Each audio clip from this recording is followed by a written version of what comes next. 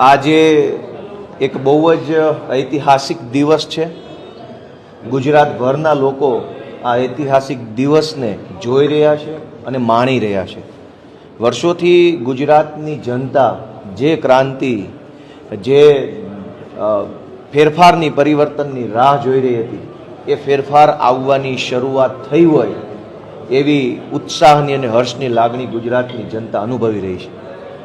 સાધારણ પરિવારમાંથી આવતો અને ગામડાનો એક ખેડૂતનો દીકરો ભારતના મહાન સંવિધાનની તાકાતથી અને લોકોના સહયોગથી ધારાસભ્ય બન્યો છે, એ વાતનો હરખ આજ ગુજરાતના એક એક વ્યક્તિના ચહેરા ઉપર દેખાઈ રહ્યો છે। આજે જ્યારે મારી ગુજરાતની વિધાનસભાના સભ્ય તરીકેની શપથવિધિ થવાની છે, એ વાતનો ઉત્સાહ ગુજરાતના ગામડા સુધી પહોંચ્યો છે। એ બદલ હું ગુજરાતની સૌ જનતાનો ખૂબ ખૂબ આભાર વ્યક્ત કરું છું।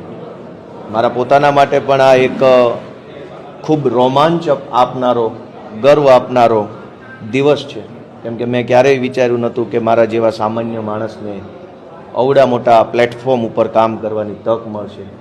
ગુજરાત વિધાનસભાની અંદર આપણા દેશના, આપણા રાજ્યના મહાન નેતાઓ, ક્રાંતિકારી નેતાઓએ પણ આ વિધાનસભા ગૃહને શોભાવ્યું છે, એની શોભા વધારી છે। એવા ગૃહની અંદર બેસવાની મને તક મળશે, એ માટે હું મારી જાતને ભાગ્યશાળી માનું છું।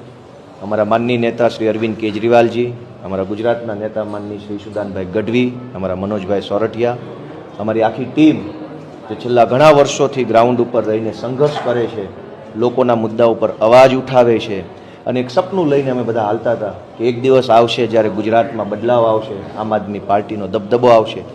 એ સપનું સાચું પડવાનું શરૂ થયું હોય એવું બધાને લાગી રહ્યું છે। ત્યારે હું અમારી આખી સમગ્ર ટીમ અને ઈશુદાનભાઈના નેતૃત્વમાં કામ કરતા એક એક કાર્યકર્તાને પણ હું આજે નમન કરું છું, એમનો આભાર માનું છું। વિસાવદર ભેસાણની મહાન જનતાએ મને જે તક આપી છે, એ બદલ હું વિસાવદર ભેસાણ જૂનાગઢ ગ્રામ્ય વિસ્તારના મતદારોને પણ બે હાથ જોડીને નમન કરું છું। અને આ ઐતિહાસિક દિવસે, ઐતિહાસિક ક્ષણે હું આપણા ગુજરાતના લોકપ્રિય ખેડૂત નેતા સ્વર્ગસ્થ કેશુબાપા પટેલને પણ વિનમ્ર શ્રદ્ધાંજલિ અર્પણ કરું છું, એમને હું યાદ કરું છું અને પ્રાર્થના કરું છું કે કેશુબાપાએ ગામડું, ખેડૂત અને ખેતી માટે જે કાંઈ પોતાનું યોગદાન આપ્યું છે, એ રસ્તા ઉપર અમે ચાલી શકીએ। ગામડા માટે, ખેડૂત માટે, ખેતી માટે અને યુવાનો માટે અમે કંઈક સારું કામ કરી શકીએ, એવું ઈશ્વર અમને બળ આપે એવી પ્રાર્થના કરું છું।